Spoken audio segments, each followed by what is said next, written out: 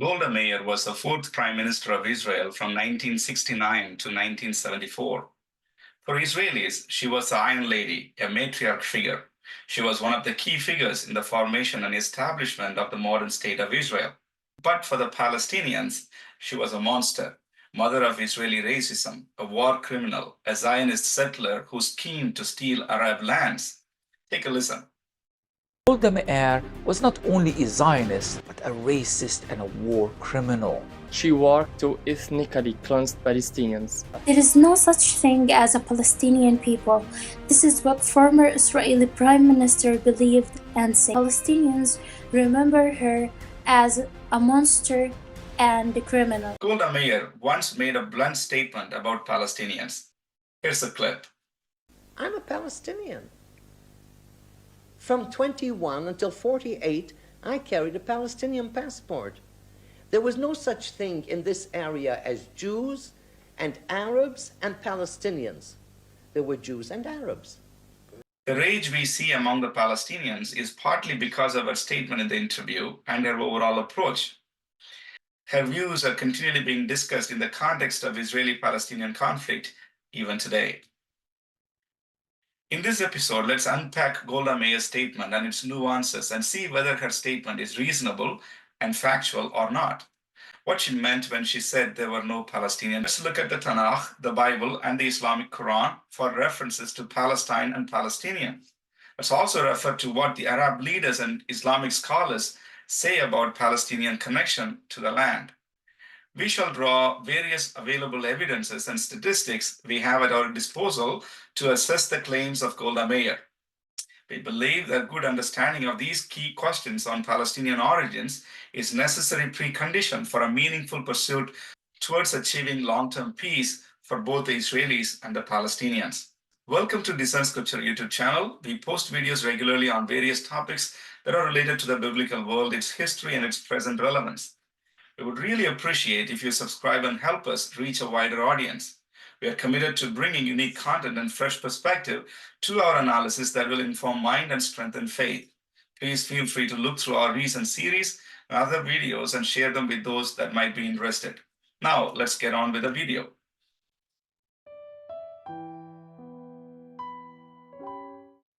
There were no such thing as Palestinians. When was there an independent Palestinian people with a Palestinian state?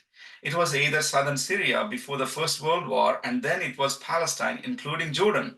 It was not as though there was a Palestinian people in Palestine considering itself as a Palestinian people, and we came and threw them out and took their country away from them. They did not exist.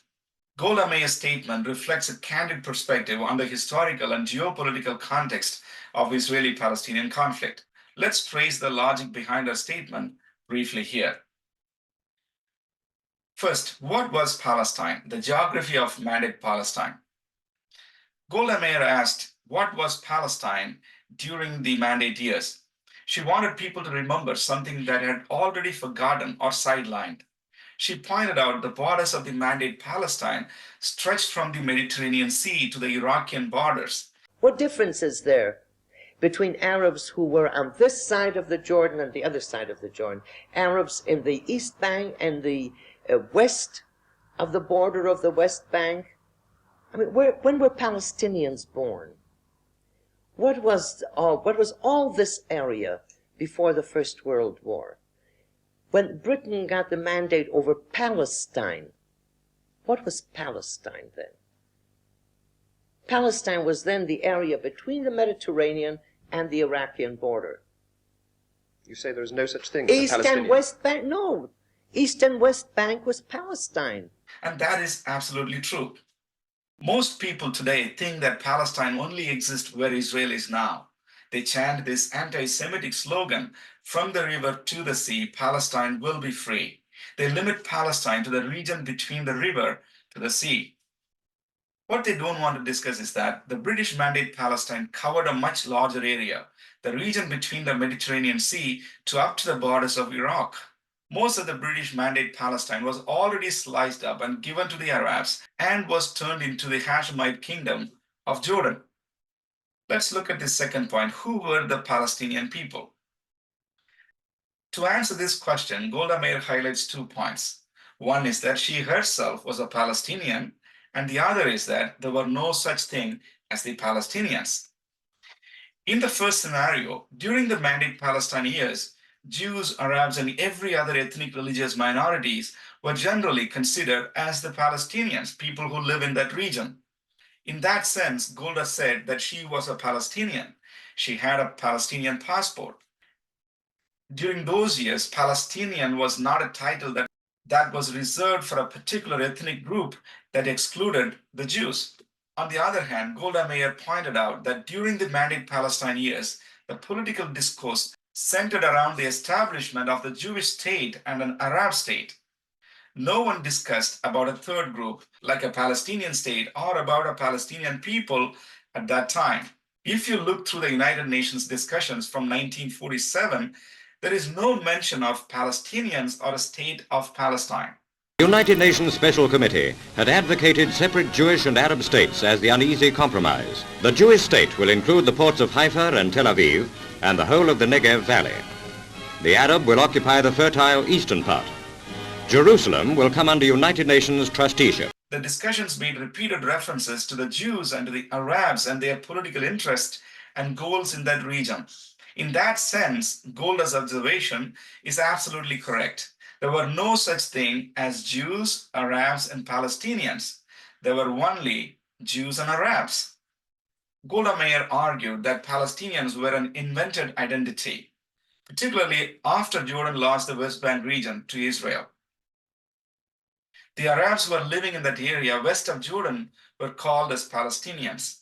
So Golda raised this question: of all the Palestinian people who live in Jordan, why have the Palestinians in the West Bank become more Palestinian since the 5th of June, 1967 than they were before? I don't say there are no Palestinians, but I say there is no such thing as a distinct Palestinian people of all the Palestinians who live in Jordan. Why have the Palestinians in the West Bank become more Palestinians since the 5th of June 1967 than they were before? Why didn't they set up a Palestinian country in addition to Jordan? She's got a point. By this statement, Golda Meir deconstructed the false claim of Palestinians as distinct people that existed through history. Now let's turn our attention to the sacred scriptures of the three Abrahamic faiths, whether they make any references to the distinct Palestinian people or Palestinian identity since the ancient times. Do the religious texts of Abrahamic faiths refer to the Palestinians? First, let's look at the Jewish scripture, the Tanakh, the Mishna, and the Talmud. The core Jewish scripture was Tanakh, which contains the law, the prophets, and the writings. Its final compilation was complete during the 4th or 3rd century BC. Mishna, which is the compilation of oral traditions and was codified in the 82nd century.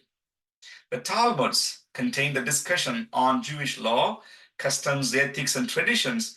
They were compiled in 84th to 5th century. Do these texts make any references to the word Palestine or Palestinian? The short answer is no. The Tanakh does not use the term Palestine or Palestinian as a specific designation for a geographic region or a distinct ethnic people. The Mishnah doesn't use the term Palestine, but it refers to different cities and regions within the land of Israel. The Mishnah often discusses matters related to the temple in Jerusalem, agricultural laws, and other topics that are tied to the geography of the region, but doesn't refer to Palestine or Palestinian, not even once. The Talmud does not use the term Palestine as a specific designation for the geographic area, but all three of them often refers to the land of Israel using other terms, such as Eretz Israel, the land of Israel, or Yehuda, Judea, or the names of specific cities within the region. The absence of the term Palestine in the Tanakh, Mishnah, or Talmud is not surprising. Texts from that period typically use terms specific to that time. The concept of Palestine as a geopolitical entity and Palestinians as distinct people emerged much later in history, only in the mid-20th century. Second, Christian scripture, the Bible. both the Old and the New Testaments. The term Palestine is not explicitly mentioned in the Bible. The region often associated with the modern Palestine is referred to in historical context using various names like Canaan, Israel, and Judah in the Old Testament.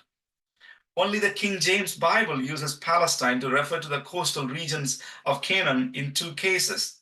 But all the other translations, they translate it as the coasts of Philistia. Similarly, the term Palestinian is not used in the Bible to refer to the people living in the region. The Bible refers to Philistines, not Palestinians. It's hard to establish a direct linkage between the Philistines, who were the foreign immigrants into the Levant, to the Palestinians, who were mostly of Arabs from the neighboring regions. It's important to note that the concept of modern national identities and geopolitical terms, including Palestine and Palestinian, did not exist during the time when biblical texts were written. The use of these terms to describe the region and its inhabitants developed much later in history.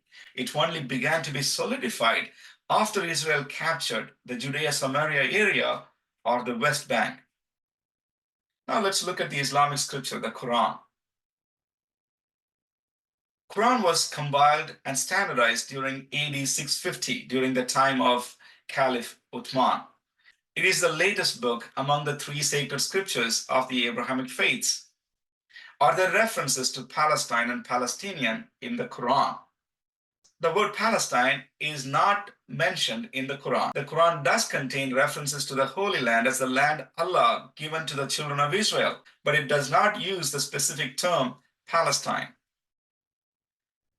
Surah 247, O children of Israel, remember my favor that I had bestowed upon you and that I preferred you over the worlds. Surah 521, O my people, enter the Holy Land which Allah has assigned to you and do not turn back and thus become losers. The term Palestinian is also not mentioned in the Quran. The concept of modern national identities and geopolitical terms did not exist during the time the Quran was composed. The point is that there are references to the children of Israel in the Quran, but there are no references to the Palestinians in the Quran. So what it tells us is that the Palestinian identity did not exist during the early Islamic history. There were no mention of Palestine or Palestinian people even during the Ottoman years. It is a recent invention, as Golda Meir pointed out. So there is a clear lack of references to Palestine or Palestinian in the sacred writings of the Abrahamic faiths, Jewish, Christian, and Islamic scriptures. On the other hand, there are references to Israel, children of Israel, the Jews, in all these 3 sacred writings. Did the UN refer to the Palestinians around 1940s? The first official naming of Palestine as a distinct, defined territorial area came with the decision of the League of Nations, dealing with the areas of the former Ottoman Empire, to create a mandate for Palestine. This was accorded to the Great Britain, which ruled this area from 1922 until May 1948. So all people living in that area were regarded as Palestinians. The name Palestinian was not used by the Arabs, but mostly by the Jews in that area. The Palestinian Post is known as Jerusalem Post now. The Palestinian Symphony Orchestra is now known as Israel Philharmonic Orchestra. Only after the establishment of the State of Israel in May 1948, and more specifically after Israel captured Judea-Samaria area in 1967, did the term Palestinian become exclusively used in referring to the Arabs in the area. So Arab leaders on Palestinians, what did they think of Palestinians? During the early years of the British Mandate, Arabs in Palestine still had little awareness of a distinct national identity. Syrian leader Auni Bey Abdul Nadi asserted, as he testified before the Peel Commission in 1937, there is no such country as Palestine. Palestine is alien to us. It is a Zionist who introduced it. In the words of eminent Arab American historian Philip Hitti, there is no such thing as Palestine in history, absolutely not. It is but a very small, tiny spot there on the southern part of the eastern shore of the Mediterranean Sea, surrounded by the vast territory of Arab Muslim lands, beginning with Morocco, continuing through Tunis, Tripoli, and Egypt, and going down to Arabia proper, then going up to Transjordan, Syria, Lebanon, and Iraq, one solid Arab-speaking bloc, 50 million people. This is what he said in a hearing before the Anglo-American Committee of Inquiry in Washington, D.C., in the State Department, January 11, 1946. So in his view, Palestine is not a separate entity, part of a larger Arab-Islamic world, the Ummah. The head of the military operation department of the Palestine Liberation Organization, PLO, Zuhair Moshen, he declared on March 31, 1977, there are no differences between Jordanians, Palestinians, Syrians, and Lebanese. We are all part of one nation. It is only for political reasons that we carefully underline our Palestinian identity. Yes, the existence of a separate Palestinian identity serves only tactical purposes.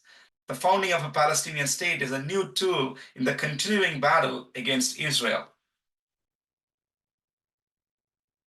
Rashid Khalidi, Columbia history professor and an expert on Palestinian identity, he would acknowledge that before the World War I, Palestine did not exist in Arab consciousness.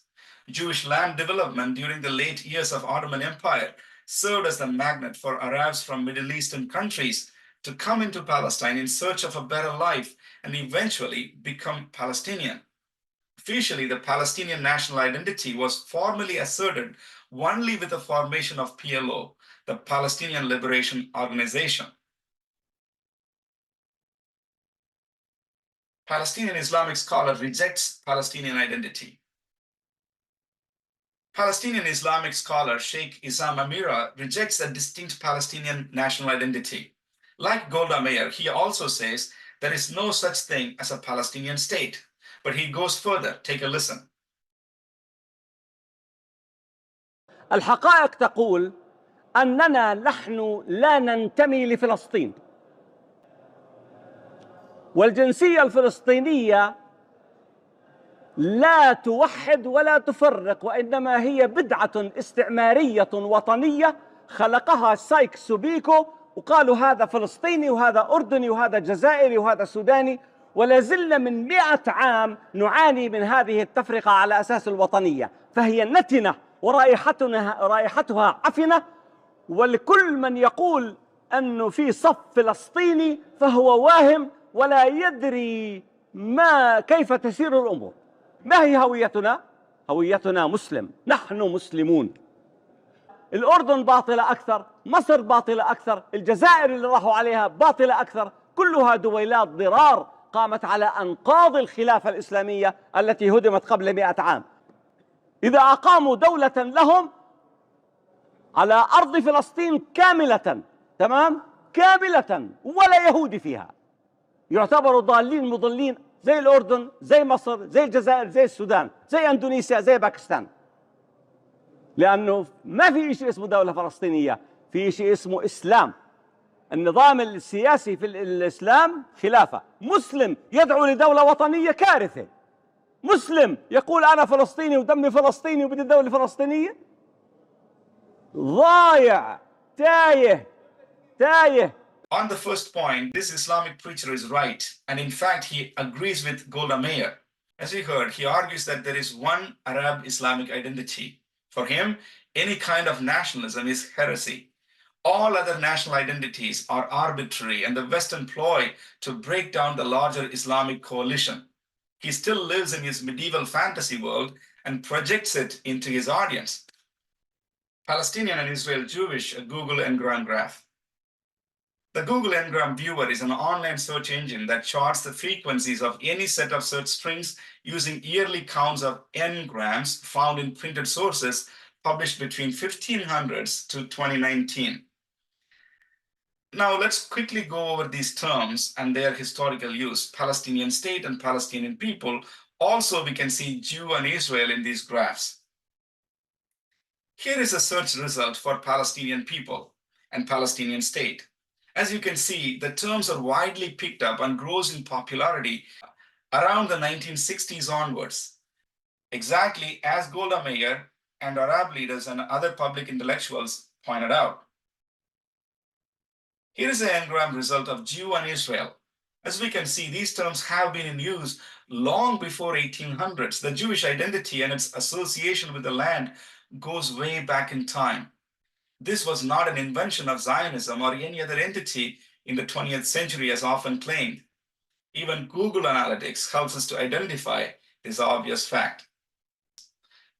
Here is some observation. A culture or a civilization has its unique features that distinguishes itself from surrounding regions. When Israel emerged as a distinct ethnic group in the land of Canaan from the Canaanite groups, it had its own unique linguistic identity. They spoke Hebrew. It had its own religious identity. They practiced Judaism.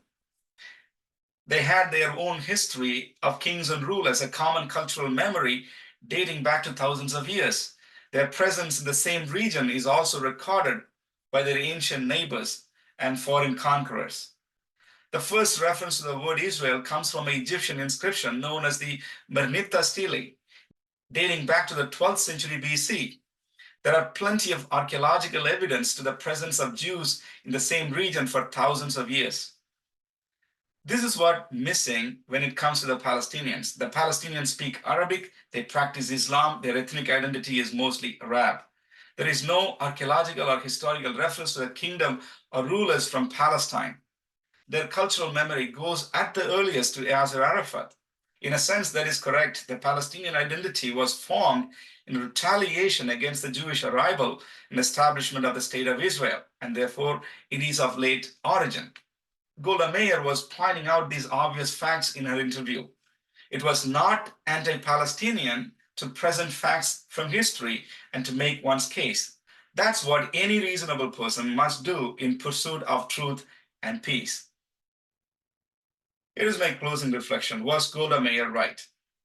Robert Spencer, the director of the Jihad Watch, a well-known author and a public intellectual, came up with an insightful book on the Palestinian crisis in 2019. It's titled as The Palestinian Delusion, the Catastrophic History of the Middle East Peace Process. This is what he says. Where do those Palestinians come from? They all came from the surrounding lands, some as far away as Armenia. And you can tell that actually from their surnames that often give the indication of where their family is from. And you're right, they're not from that area. I have in the book many other people besides Mark Twain who went through the land and they didn't see anybody there. There were Jewish populations there all through history. But the idea that this was Arab land has no historical basis. Mark Twain said, and as we have in the book, there was nobody there until the Jews came in. That's right. The Arab population actually increased sharply once the Zionist project got going in the late 19th century and Jews started to move in large numbers into that area. Arabs moved there too, because the Jews brought economic opportunity and financial stability to the area that had not been there before. His observations support the statement made by Golda Meir. Recently, the biopic of Golda Meir from Hollywood was released in 2023.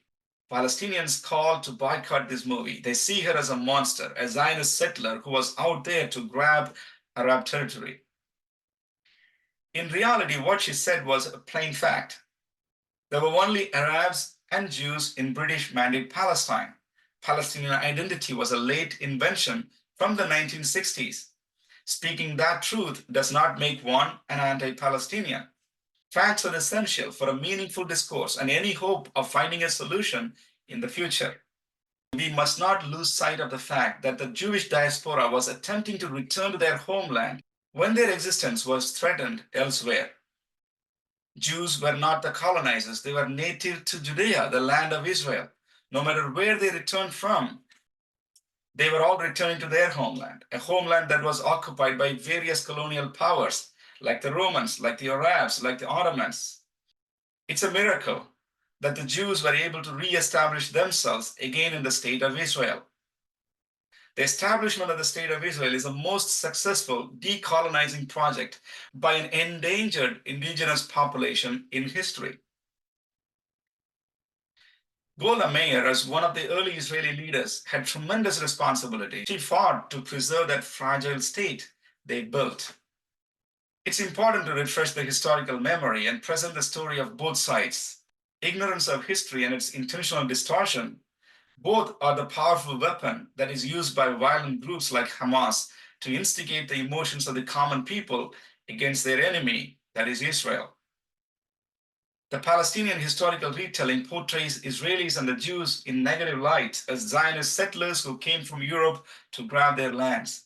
And so violence against them, both military and civilians alike, including taking hostages, is justified as rightful resistance. Let's hope that a greater historical awareness would lead to greater understanding and pave the way for peaceful coexistence.